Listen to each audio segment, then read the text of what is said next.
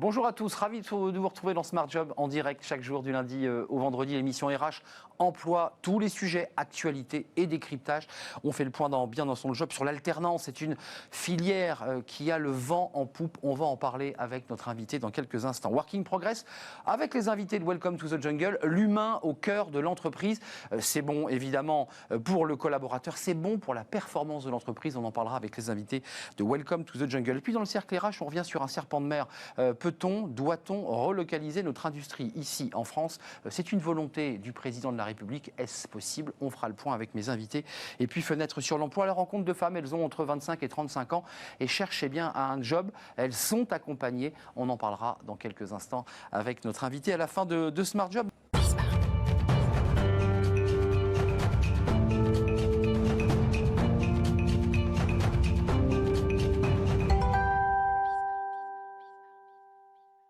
Le cercle RH, qui est notre débat quotidien, très heureux de vous retrouver. Vous êtes évidemment dans Smart Job.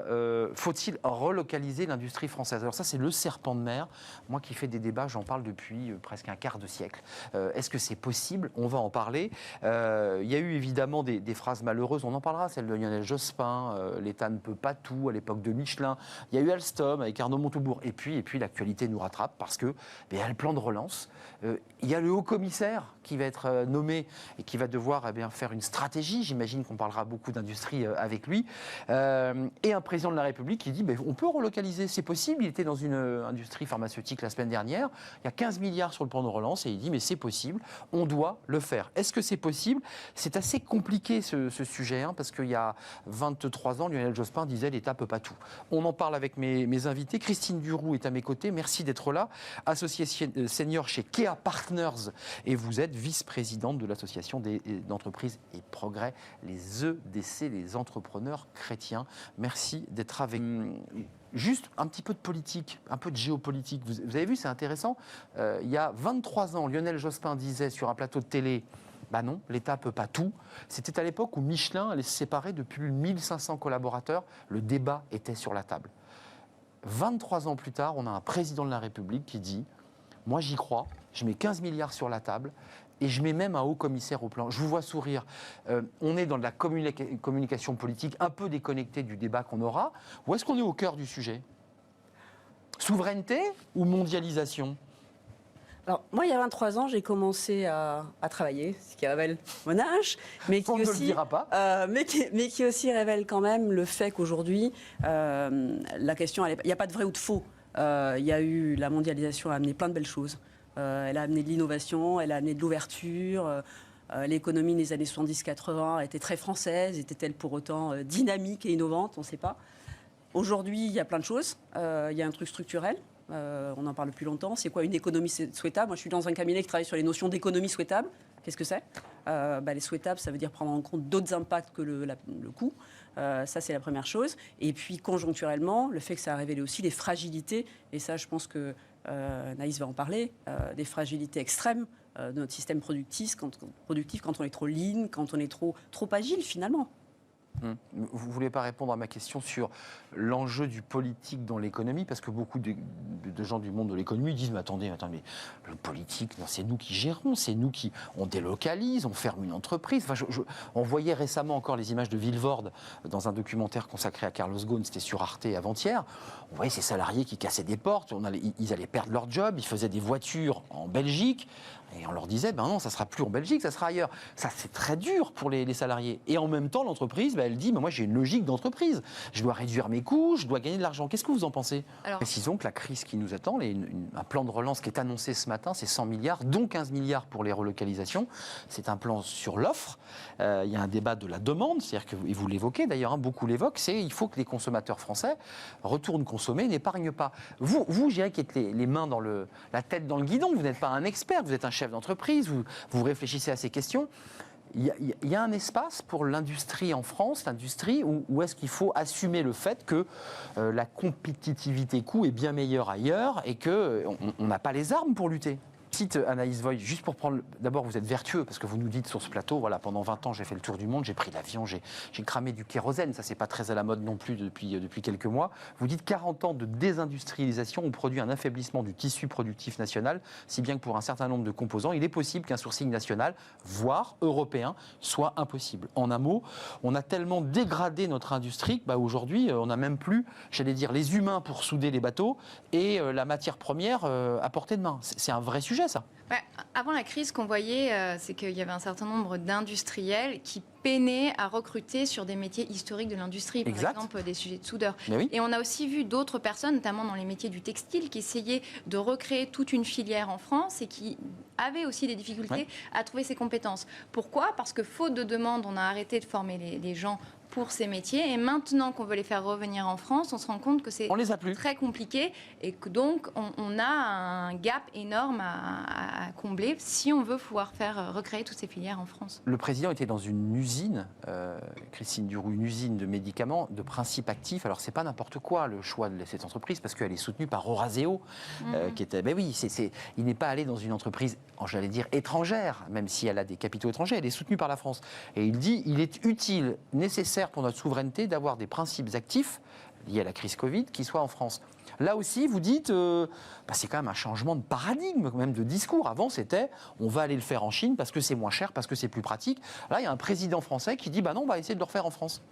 C'est effectivement un gros changement, en sachant que là, pour le coup, le cas de la pharma montre bien que les enjeux de responsabilité, de transformation responsable, d'impact sont quand même différents, très différents selon les industries. Dans le mot industrie, il y a quand même des réalités différentes. Je reprenais sur l'exemple des téléphones.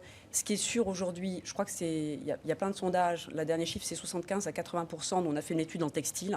Il y a 75 à 80% des personnes aujourd'hui qui se déclarent prêtes à payer plus pour du made in France ou made in Europe dans le cas textile, en tout cas made in Europe. Donc ça, pour le coup, c'est... Alors, vous êtes c'est vrai, c'est pas vrai, c'est récent. Est-ce que la crise, pour le coup, actuelle, accélérera ça ? Ça, c'est une bonne chose, parce que ça permet effectivement derrière d'avoir tout un système, à commencer par la distribution. Patriotisme européen, pour ne pas dire français. Voilà, mais ça permet effectivement de pousser un système qui va peut-être trouver... Anaïs, non, vous êtes d'accord, pas d'accord ? Je vais la laisser finir avant de rebondir. Christine, terminez. Non, je partais bien. Ça peut être l'exemple, par exemple, un chiffre vertueux, qu'on n'y croit pas. Ça peut être un chiffre vertueux qui montre qu'effectivement, on peut derrière entraîner... Il y a une prise de conscience. Une prise de conscience, et donc un marché qui revient à l'idée qu'aujourd'hui, pour créer de la valeur, retrouver de la valeur, c'est recréer des services adossés au produit, c'est-à-dire mettre du service dans le produit, c'est-à-dire que, pour essayer de trouver de la valeur. Vous avez muté, vous êtes à 25 km de Paris, donc vous n'avez pas fait les 9000 km pour nous rejoindre, mais 25, et on vous remercie. Vous y retrouvez, vous, sur le plan de votre business, pour être concret ? Écoutez, moi, je pense que... Est-ce que vous retrouvez vos marges ?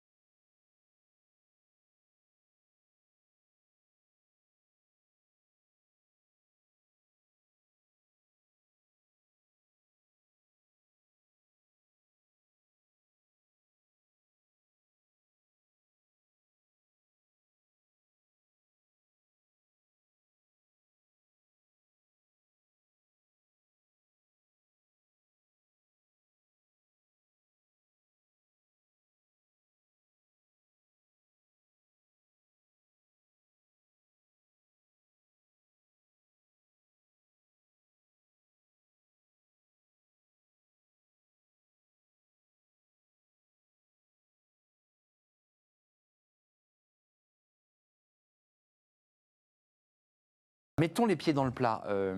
On parlait de l'écologie, on a vu que les capteurs, enfin en tout cas les composants et les panneaux photovoltaïques à l'époque où le solaire se développait a été capté par la Chine. On a perdu beaucoup de choses comme ça. Je pense à la France et je pense même à l'Europe. Comment on fait pour reconquérir ces marchés? Est-ce que c'est un débat de fiscalité, c'est un débat politique où je dirais les acteurs politiques doivent dire on baisse la fiscalité, on baisse le coût, les charges, parce que c'est un débat qui revient régulièrement, ou est-ce que le problème est ailleurs? Parce que la question va se poser sur plein d'autres sujets. On parle de la voiture hydrogène, on parle de la pile ion sodium qui est en train de se développer, c'est plus le lithium. Est-ce que c'est de nouveau cette industrie-là va basculer vers la Chine? Ou est-ce qu'on est capable de la retenir? Après, c'est une question fondamentale. C'est une question fondamentale, c'est forcément pas simple. Moi, je travaille avec les entreprises, donc mon point de vue, il est très interne. Oui, la question dans les entreprises, c'est la question de, en fait, n'est pas uniquement une question de production, c'est aussi une question de direction d'achat, c'est une question de direction financière, c'est une question de vision des dirigeants, c'est une question de envie des actionnaires. Et c'est vrai que si on n'a pas, à un moment donné, dans toutes ces entreprises-là, un peu un examen de conscience 360, que l'État peut aider à avoir aussi. Hein, oui, je redis, oui. Pour le coup, ça ne changera pas. Donc la question, c'est est-ce qu'on cherche la performance à tout prix? Est-ce qu'on cherche l'impact global? Mais est-ce qu'il y a une prise de conscience chez vos actionnaires, chez vos clients qui vous disent « Ok, j'ai de la performance, mais je veux aussi trouver une forme de vertu dans mon action ». Est-ce qu'il y a de ça ou en fait, on est quand même beaucoup dans du discours? Moi, je crois que oui. Oui, ça bouge. Puis d'ailleurs, on bouge pour ça chez Entreprises et Progrès. Je crois que oui. C'est ça votre job finalement, de les faire avancer et réfléchir. Absolument. Est-ce que vous êtes aussi optimiste, Anaïs? Est-ce qu'il y a de l'optimisme? Est-ce que vous dites, on est parti, alors qu'on évoquait les panneaux solaires, il y a plein d'autres secteurs, même l'automobile. On voit comment Renault était un mastodonte et comment aujourd'hui, c'est une entreprise qui fabrique ailleurs. Je suis de nature optimiste.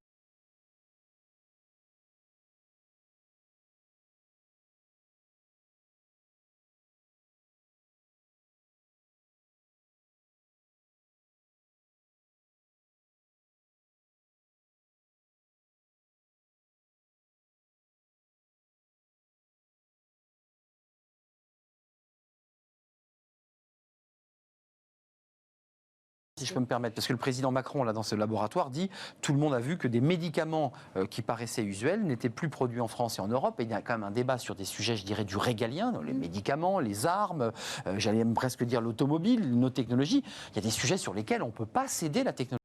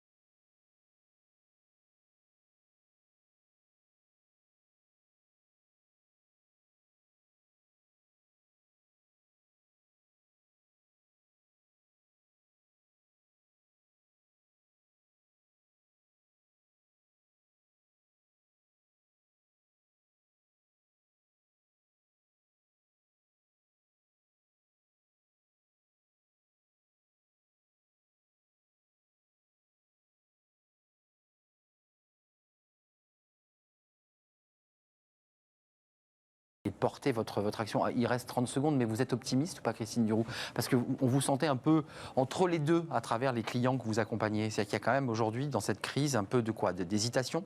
De s'engager comme ça fortement sur ce chemin? Non, je suis extrêmement optimiste. Je pense qu'il y avait des choses qui étaient en germe et que finalement, on accélère. Ça peut accélérer. Oui, dans le sens positif. Vous l'évoquez d'ailleurs avec l'idée d'avoir des sourcings plus courts, moins de volume, vous l'évoquiez, et ce qui permet à l'industrie de pouvoir travailler en plus petite quantité. Donc c'est des ateliers plus petits, c'est pas les énormes industries des années 40-50 qu'on voyait chez Renault. Chacun de trouver sa solution et ça. Surtout d'y croire parce qu'on peut le faire.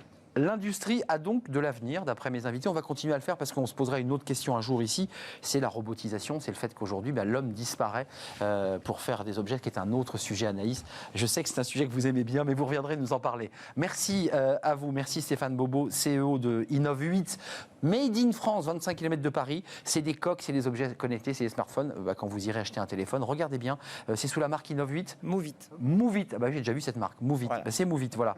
C'est important, c'est fait en France. Merci à Christine Duroux, Kea Partners, et c'est pas à Paris, je vous taquine, vous l'aviez dit la fois dernière. Et puis merci Anaïs Voigilis, vous êtes docteur en géographie et vous travaillez chez June Partners. Merci de nous avoir suivis. Ces fenêtres sur l'emploi, tout de suite à la rencontre des femmes 25-35. Il faut les accompagner, elles cherchent un job, on va en parler.